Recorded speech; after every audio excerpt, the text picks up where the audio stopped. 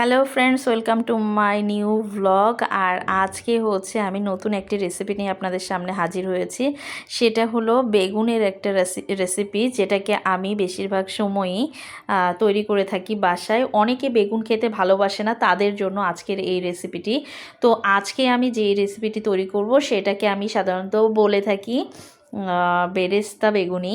তো যাই হোক, প্রথমে আমি কিছু বেগুনকে চাকা চাকা করে কেটে নিয়েছি। এখানে সামান্য পরিমাণে নুন, হলুদ, মরিচের গুঁড়ো এবং সামান্য পরিমাণে চিনি অ্যাড করে ভালো করে মেখে নিয়েছি। তারপরে চুলোয় একটি প্যান বসিয়ে দিয়েছি, সেখানে সামান্য পরিমাণে তেল দিয়ে নিয়েছি। এখানে আপনারা আপনাদের কোয়ান্টিটি অনুযায়ী তেল দিয়ে নেবেন। তারপরে বেগুনটাকে ভালো করে ভেজে নিয়ে সেটাকে একটি সার্ভিং বোলে সার্ভ করে নেবেন। এরপরে চুলায় আমি আবারও একটি কড়াই বসিয়ে দেব এবং কড়াই পর্যাপ্ত পরিমাণে তেল দিয়ে নেব, যেখানে আমি দিয়ে নেব সামান্য পরিমাণে পেঁয়াজ কুচি। না, এখানে কিন্তু বেশ অনেকটা পরিমাণে পেঁয়াজ লাগে।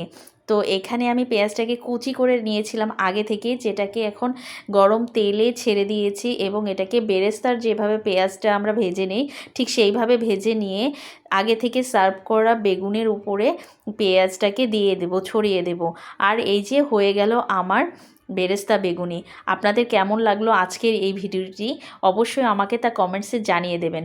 আমার আজকের এই ছোট্ট ভিডিওটি যদি আপনাদের ভালো লেগে থাকে তাহলে অবশ্যই আমার চ্যানেলে একটা লাইক, কমেন্ট এবং সাবস্ক্রাইব করে আমার পাশে থাকবেন। ধন্যবাদ সবাইকে।